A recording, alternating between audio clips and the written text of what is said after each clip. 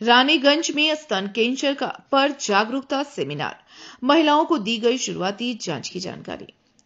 रानीगंज के स्कूलपाड़ा स्थित student health home में रविवार को स्तन कैंसर को लेकर एक जागरूकता सेमिनार का आयोजन किया गया। इस कार्यक्रम में डॉक्टर रोनित रॉय, डॉक्टर सुब्रतो रॉय तथा स्टूडेंट्स हेल्थ होम के सचिव अभिजीत राय बड़ी संख्या में 18 वर्ष से अधिक उम्र की लड़कियां और महिलाएं शामिल हुईं। सेमिनार में विशेषज्ञों ने स्तन कैंसर की शुरुआती लक्षणों, जांच और रोकथाम के तरीकों पर विस्तार से चर्चा की। डॉक्टर रोनित राय ने बताया कि स्तन कैंसर की शुरुआती पहचान 3 तरीकों से की जा सकती है: स्वयं जांच, मेमोग्राफी और बायोप्सी के माध्यम से। उन्होंने कहा कि सभी मामलों में बायोप्सी आवश्यकता नहीं होती, लेकिन महिलाओं को नियमित रूप से स्वयं जांच करनी चाहिए। उन्होंने यह भी स्पष्ट किया कि माहवारी के समय में स्तनों में दर्द सामान्य है, पर यदि किसी प्रकार की असामान्यता दिखाई दे तो तुरंत चिकित्सक से संपर्क करना चाहिए। डॉक्टर सुब्रतो राय ने कहा कि स्तन कैंसर से घबराने की आवश्यकता नहीं है, क्योंकि शुरुआती अवस्था में इसका इलाज पूरी तरह संभव है।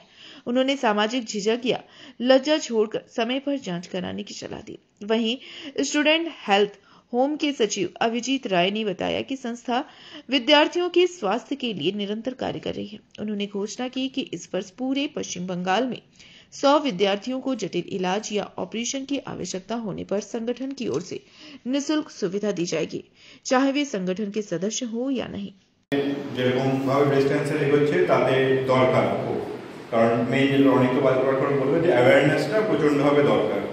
তো যেরকম রনিক বাকিটা বললোই, সেলফ ব্রেস্ট এক্সামিনেশনটা আমি বলবো, সেলফ ব্রেস্ট এক্সামিনেশনটা কেন দরকার, সবার প্রথমে এটা জানা দরকার কেন দরকার। কারণ যেরকমভাবে বললো যে যত আগে আমরা জিনিসটাকে ধরতে পারবো তত জিনিসটা ট্রিটমেন্টটা অনেক ইজি হয়ে যায়, অনেক সহজে ট্রিটমেন্টটা করা যায়, আর জিনিসটা নির্মূল হয় অনেক ভালো। প্রগনোসিস যেটাকে আমরা বলি, যে ট্রিটমেন্টের পরে তার লাভটা কতটা হচ্ছে সেটা ম্যাক্সিমামটা হয়। তো সেলফ ব্রেস্ট এক্সামিনেশনের ক্ষেত্রে যেটা করতে হবে, নিজেদেরকে মাসে একবার করে পিরিয়ডস হওয়ার মোটামুটি 5 থেকে 7 দিন পরে যে কোনো একটা দিন ফিক্স করতে হবে যে প্রত্যেক মাসে আমি এই দিনটাতেই একটা নিজের ব্রেস্ট এক্সামিনেশন করব। নিজের ব্রেস্টকে যদি নিপলটাকে আমরা সেন্টার বলে ধরি, তাহলে 4 ভাগে ভাগ করলে 4টে যে কোয়াড্রেন্ট হয়, মাঝখান থেকে এরকম 2টো লাইন টানলে 4টে যে কোয়াড্রেন্ট হচ্ছে, সেই 4টে কোয়াড্রেন্টকে দেখা, প্রেস করে করে দেখা যে কোনো রকম লাম্প, কোনো রকম মাংসপিণ্ড কিছু। ব্রেস্ট সেলফ এক্সামিনেশন, যেটা নিয়ে ডক্টর শুভব্রত আপনাদেরকে বলবেন নিশ্চয়ই, ব্রেস্ট সেলফ এক্সামিনেশন কিভাবে করে। আর নর্মাল মানুষের ক্ষেত্রে স্তন ক্যান্সার ডায়াগনোস কিভাবে করা যায়, ট্রিপল অ্যাসেসমেন্ট বলি আমরা এটাকে। 3টে জিনিস, একটা হচ্ছে হাত দিয়ে দেখা, 2 হচ্ছে একটা আলট্রাসোনোগ্রাফি বা ম্যামোগ্রাফি বলে একটা পরীক্ষা হয় সেটা, আর একটা ছোট বায়োপসি। সবার বায়োপসি লাগে না, কিছু কিছু ক্ষেত্রে লাগে, সেই ক্ষেত্রে করিয়ে দেবে। এই ছোট্ট 3টে পরীক্ষার দ্বারা আমরা স্তন ক্যান্সারকে প্রাথমিক স্টেজে ধরতে পারবো, এবং ধরতে পারলে আমরা পুরোপুরি কিওর করতে পারবো। তাহলে কোনোভাবেই এই স্তন ক্যান্সারকে অবহেলা করা যাবে।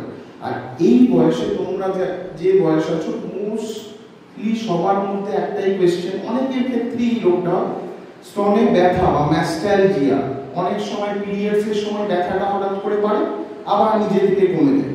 হাত দিয়ে মনে হয় মাংস গুটি গুটি গুটি গুটি আছে, মনে হয় ক্যান্সার হতে পারে, তাও আমি দেখাবো না। কিন্তু জেনে রাখতে হবে, মোস্ট কমনলি ম্যাস্টালজিয়া বা স্তনে ব্যথা ক্যান্সারের লক্ষণ নয়, বেশিরভাগ ক্ষেত্রে এটা কোনো লক্ষণ নয়। এটাকে সাইক্লিক্যাল ম্যাস্টালজিয়া বলে একটা জিনিস বলা। একটু আগেই দেখলেন সুকান্ত জন্ম শতবর্ষ উপলক্ষে বিভিন্ন রকম উদ্যোগ নিয়েছে। তার মধ্যে একটি ঘোষণা আমি এখান থেকে করছি। আমাদের মূল কেন্দ্র হচ্ছে মৌলালিতে স্টুডেন্টস হেলথ হোম আছে, যেটা আমাদের মূল শাখা।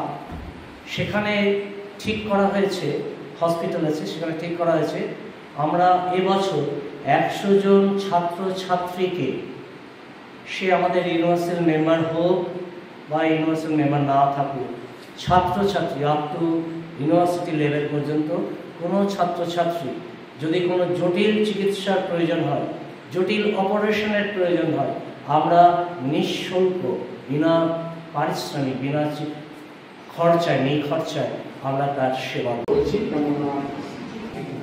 রানীগঞ্জ স্টুডেন্ট হেলথ হোম তার পথ চলা শুরু করেছিল এই এলাকার ছাত্রছাত্রীদের এবং ডাক্তারবাবুদের নিয়ে।